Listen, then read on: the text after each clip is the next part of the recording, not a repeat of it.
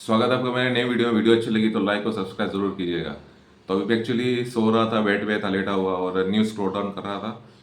तो एक खबर आई जो मेरे मतलब दिमाग की एकदम परकच्चे उड़ा दिए भाई।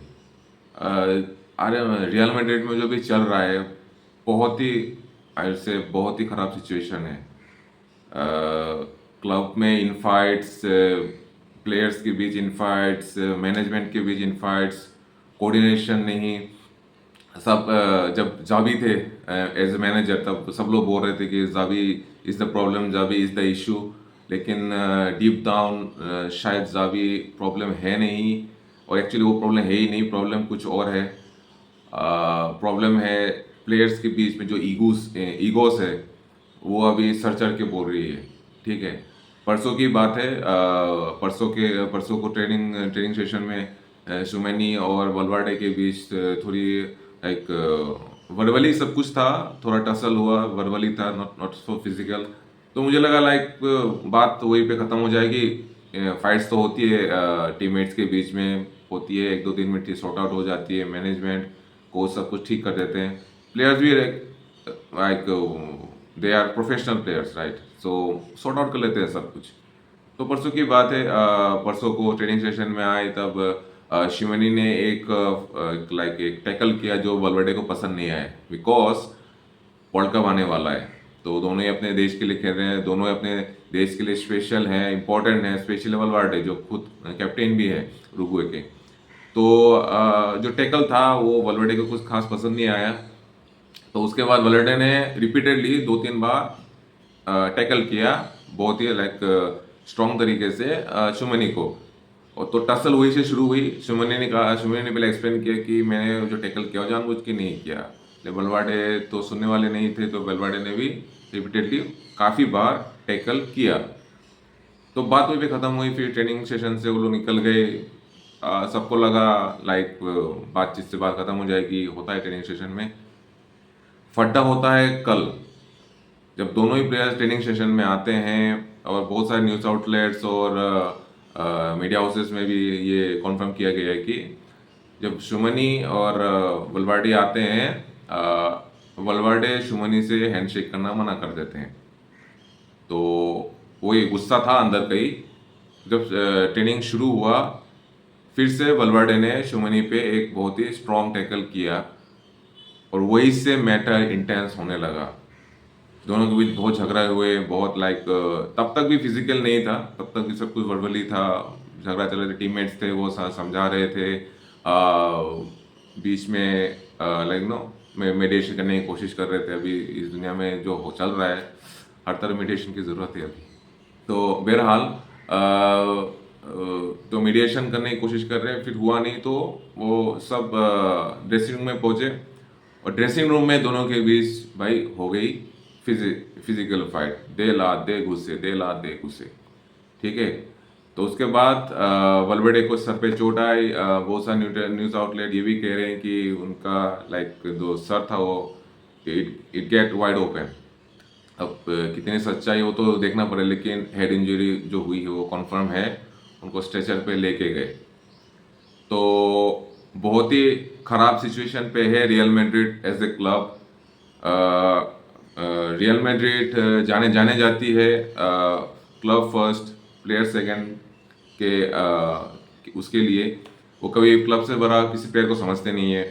तो अभी पेरेस जो माने जाते हैं वो स्ट्रिक्ट एक्शंस लेते हैं, और लेना भी चाहिए। अभी रियल मैड्रिड को डिसिप्लिन एक्शन लेना पड़ेगा शुमनी के ऊपर और वलवर्डे के ऊपर। सिर्फ ये इसलिए आप सुमनी को टारगेट नहीं कर सकते कि जस्ट बिकॉज वलवर्डे इंजर्ड हो गए। एक्शन दोनों के बीच होना चाहिए, डिसिप्लिन एक्शन होना चाहिए। फेरेंडो पेनेस को बहुत स्ट्रिक्ट एक्शन लेने पड़ेंगे, मैनेजमेंट को बहुत स्ट्रिक्ट एक्शन लेने पड़ेंगे, और मतलब ये सब चीज़ सॉर्ट आउट करनी पड़ेगी। जो मतलब रायता एक्चुअली बिखर चुका है।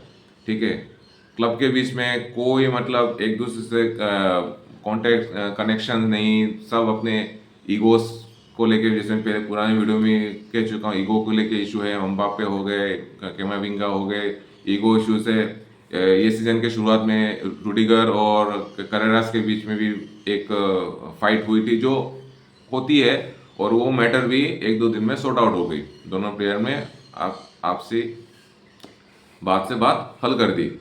लेकिन यहाँ पे बात इंटेंस हो गई है, यहाँ पे बहुत आगे तक बात गई है। ऐसा भी हो सकता है कि रियल मैड्रिड दोनों प्लेयर्स पे सैंक्शंस भी लगाए। और मैं बात अगर मैं मुझसे पूछेंगे तो ज़रूर लगानी चाहिए।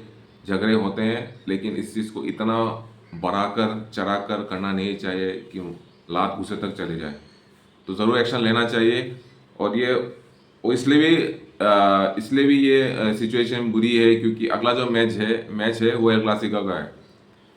एल क्लासिको का मैच है, कैंप नाउ में मैच है। अगर ये मैच बार्सिलोना जीती या ड्रॉ करी तो ला लीगा उनके हाथ में आ जाएगा। ला लीगा वो जीत जाएंगे और ट्रॉफी किसके सामने उठाएंगे? रियल मैड्रिड के सामने। तो मतलब इसको कहते हैं ना, जख्म पे मरहम नहीं लग रहा है, जख्म पे नमक छिड़कने की बात अभी आ गई है।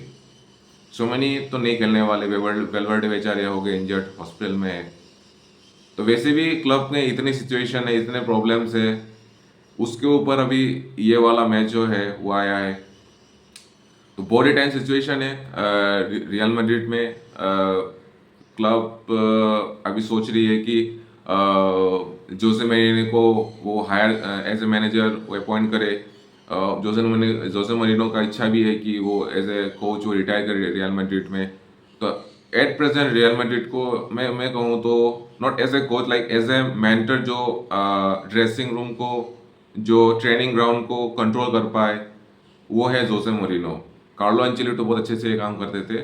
अब बारी है जोसे मोरिनो की, जो जो एक्चुअली ज़रूरी है रियल मैड्रिड को फिलहाल एज ए कोच अपॉइंट करने के लिए, कि वही ड्रेसिंग रूम को संभाल सकते हैं, वही प्लेयर्स के बीच वो कनेक्शन ला सकते हैं। क्योंकि उस बंदे में चार्म है, वो बंदा जानता है बड़े क्लब्स को कैसे हैंडल करना है। और रियल मैड्रिड को ऑलरेडी कोच कर चुका है, उसको पता है कि रियल मैड्रिड को कैसे कोच करना है। बहुत लोग ब्लेम कर रहे थे जावी अलोंसो प्रॉब्लम है, जावी अलोंसो नहीं, ये किया वो किया। वो इशू नहीं था, कोई भी कोच आ जाए उसको यही प्रॉब्लम होने वाला है। ईगो इश्यूज बहुत है क्लब्स के अंदर, प्लेयर्स के अंदर।